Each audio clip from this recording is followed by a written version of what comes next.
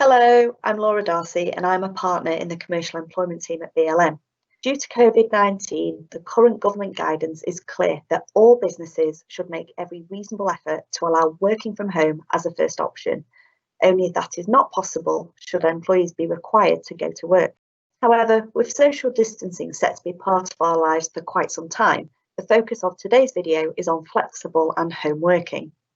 My previous video looked at how employers could change contract terms, but it might be employees who want to make changes.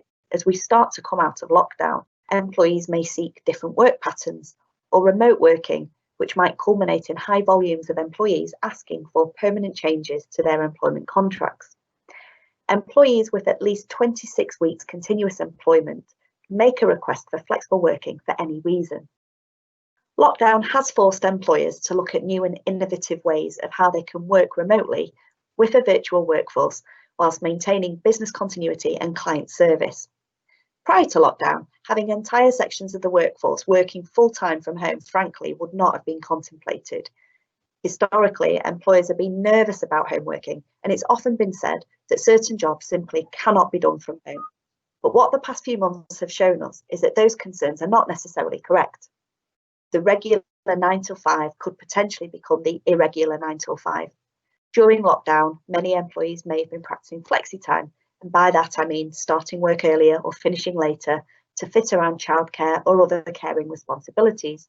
Employees may have enjoyed the time with their families and are looking to drop a day or do more remote working from home.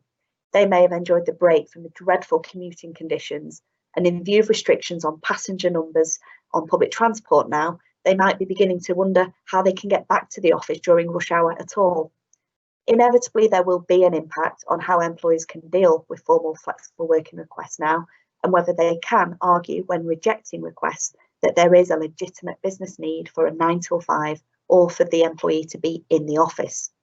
It is important to properly consider requests for flexible working, and as employers, you need to document any analysis done about whether the arrangement would work.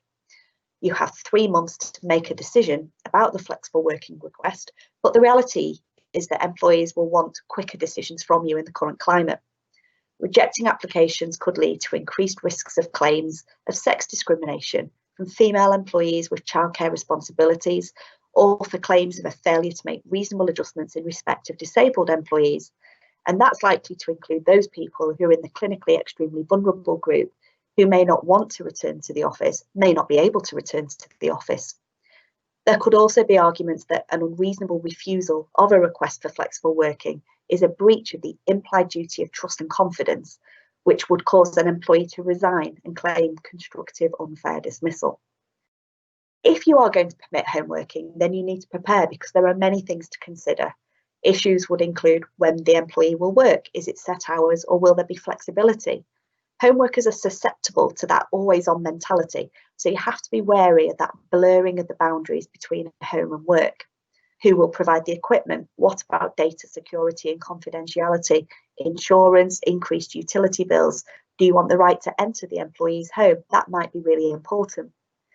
If you do start receiving increasing numbers of flexible working requests and you're unsure how to respond to or prioritise these, or you're unsure how to formalise plans for home working, then the safest thing to do is to seek legal advice as early as possible.